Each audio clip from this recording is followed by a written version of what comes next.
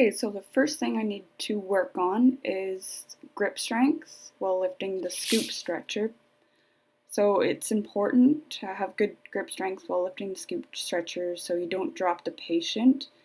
It's not normally a problem when you first lift them up, but as you're lifting them for a long time, your hands get weak and tired. So that's when it's a risk for the patient. And it's something I need to work on specifically because I've noticed that when I'm holding it for a long time, that I actually drop it. So the reason for this is because I've never really had to work on this or had a need to have strong hands for the grip strength. So to work on this, I've been doing farmer walks in the gym, just grabbing weight as much as I can lift and walking around the gym. And as I go, I gradually increase the weight and the length of time I hold them for and walk for. And the second thing I need to work on is using my legs to push myself up on the stairs, so with the stair chair and the scoop.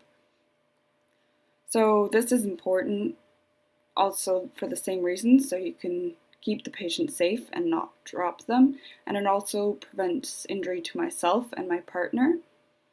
And I need to work on this because I don't have great upper body strength to begin with, so using my legs and the bigger muscles in my legs is really important.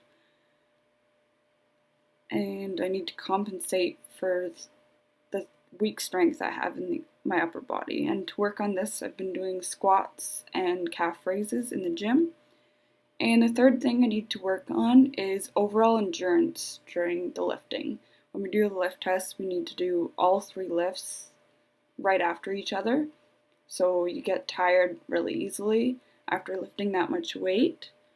So it's important because if you have a patient that you're lifting up multiple flights of stairs, you want to make sure you can do that without getting tired or weak and potentially dropping them or injuring your partner by giving them too much weight to carry. So you need to make sure they're equally safe at the beginning of the lift and when you're on your last couple steps.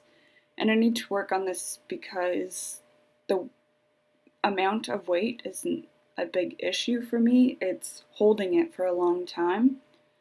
So to work on this, I've just been, like, again with the farmer walks, just walking around as long as I can and just taking the scoop and holding it up as long as I can and as high as I can so it doesn't drop.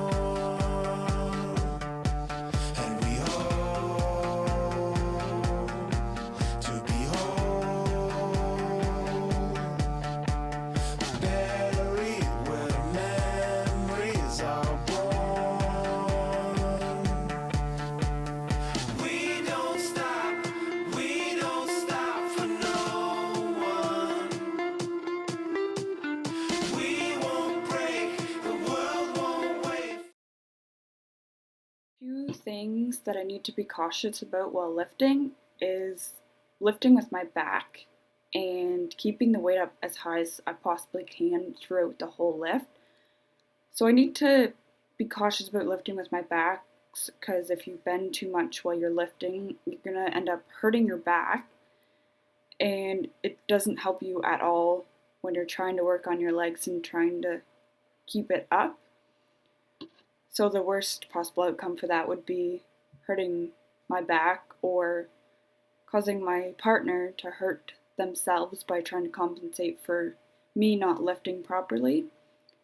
And I need to keep the weight up as high as I possibly can, because when I start with it low, that's when I seem to let it slide down during the lift, and the possible outcome for that would be dropping the patient or hurting myself too, because if I'm constantly lifting with it lower, I bruise my thighs, and then doesn't work out well for me.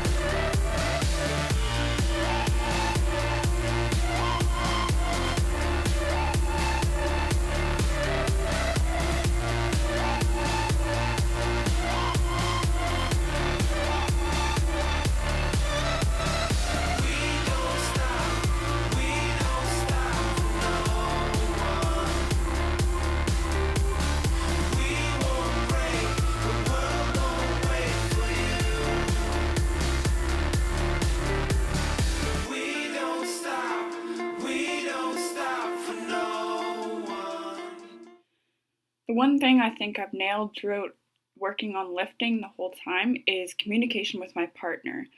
It's important so you know when to step and you know you're not off, or if there's any troubles, you're able to talk to your partner and tell them that so they can either situate themselves or give you time to change whatever you're doing.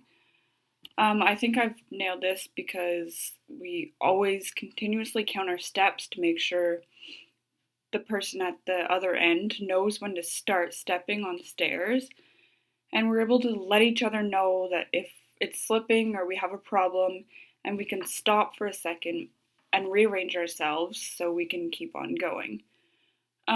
This is something I've been working on since the beginning. Early on, I realized that it's really important to communicate at all times with your partner, no matter what.